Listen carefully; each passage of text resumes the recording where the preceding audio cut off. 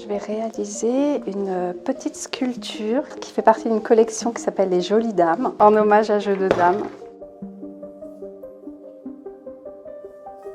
J'ai commencé en tant que professionnelle en 2009, mais j'avais rencontré la Terre 3 ans avant, dans un atelier associatif en fait, tout simplement. Et dès la première fois que j'ai mis les mains dans la terre, il s'est passé un truc.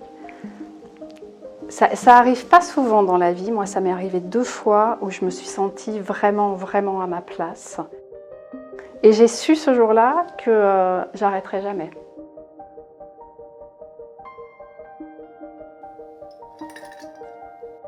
Moi je trouve que la terre, ça te reconnecte à ton enfant intérieur. Parce que quand on était petit, on a tous modelé, sculpté. Que ce soit de la gadoue, de la pâte à modeler, des pots de Babybel, du pain de mie. Enfin voilà, on a tous, à un moment ou à un autre, dans notre enfance, modelé. Pour moi, c'est physique. Si je ne travaille pas, si je ne sculpte pas, si je ne modèle pas pendant trop longtemps, c'est encore une fois, c'est viscéral. Je le ressens. Je vais devenir un peu grincheuse, un peu râleuse. Et ça veut dire va mettre les mains dans la terre.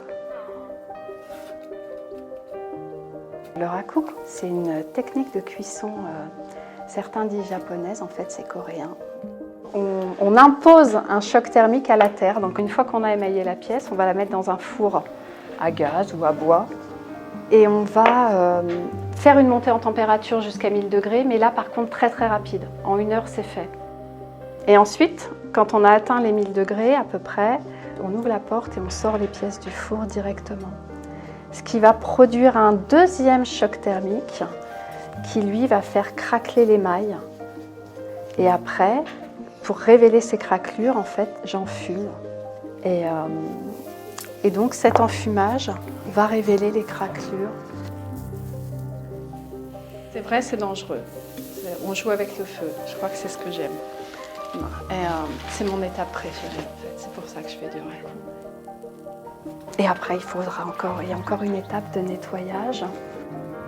Ce qui me plaît beaucoup, moi, dans cette technique-là, c'est qu'il y a une partie où je n'ai pas de contrôle, en fait. Je confie au feu mon travail de sculpteur, de céramiste, et le feu me rendra une œuvre d'art, en fait.